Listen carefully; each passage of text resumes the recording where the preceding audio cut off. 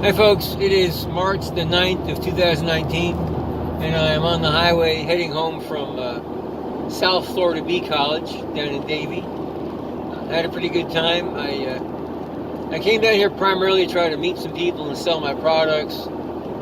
I was kind of surprised the number of attendees. I had about 100 people, which is still fun. It's still a good time to meet other bee people.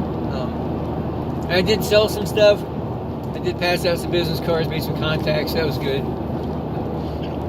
Sat and ate lunch with a nice young lady who's getting into bees for the first time. She asked a few questions and I chewed her ear off for half an hour talking about bees. Asked me a question about bees, I'm liable to talk for a long time. Had a nice conversation with Jamie Ellis. Talked about bee biology and DNA sequencing and pheromones and chromosomes. Some stuff from my talk on Tuesday evening, so I'm not going to give things away, but come to the meeting Tuesday, you'll learn a little bit about that stuff.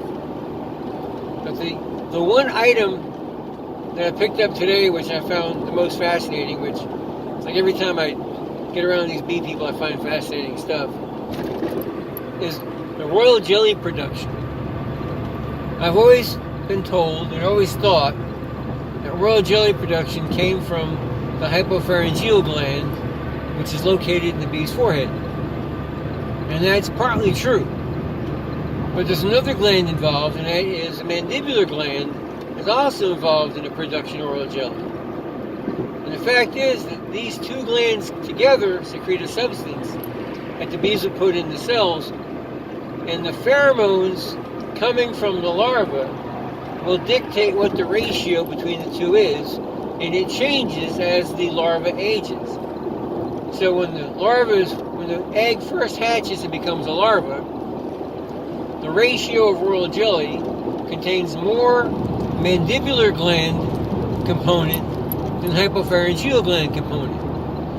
And each day that the larva ages, that ratio will change, which I've heard people talk about breeding queens, that grafting a day 4 larva gets you a better queen than grafting a day 6 larva.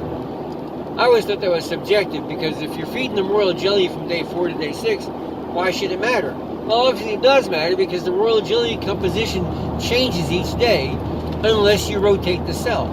So if you take a day 4 larva and you flip it vertically instead of horizontally, the bees treat it differently, and they feed it that primary component royal jelly more than they do the secondary component royal jelly. Like I said, bees are fascinating stuff. Always learning neat stuff about it. Jamie Ellis, again, told people, if you're not treating your bees for varroa mites, they will die.